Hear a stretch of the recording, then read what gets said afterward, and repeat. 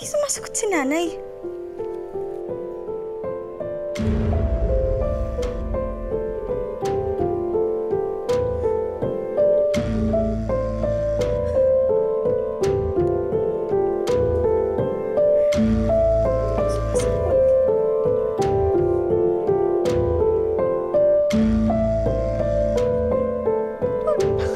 Bakit walang sumasagot sa inyo?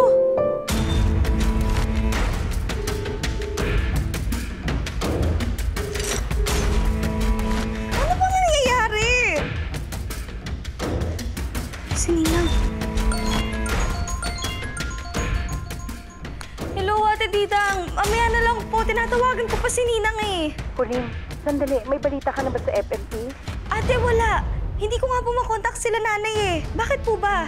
Naharang ako ng fellow kasambahay babes ko dito sa may kanto. Sabi nila, may nangyari daw na gulo sa FMP. Anong gulo? May investor daw na sumugod kay Andrea sa FMP. Tapos may sinaksak daw. Tapos meron pang nasagasaan. Naka-wheelchair. Si tatay.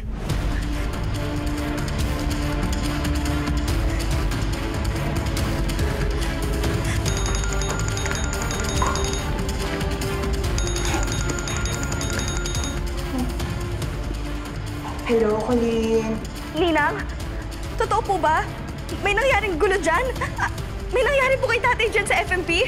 Naku, paano mo nalaman? So, Ninang, totoo nga po. Nasagasaan daw po si tatay dyan?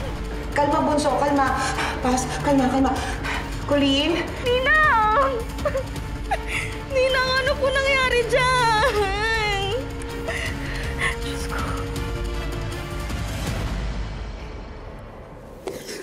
Kasalanan ko pa rin po, Nay. Kasi nagmatigas ako.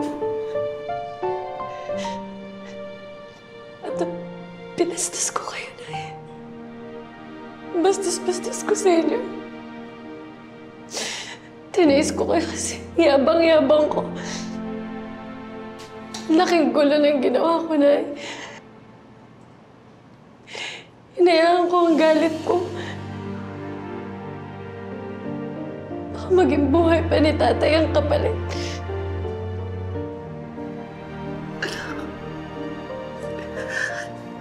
Huwag mo sabihin yan. Huwag mo sabihin yan, anak. Lahat ng nangyayari kay tatay ngayon dahil sa akin. Lahat ito nangyayari sa kanya dahil sa akin. Kasalanan ko. Kasalanan ko lahat na. Ang sama-sama ako.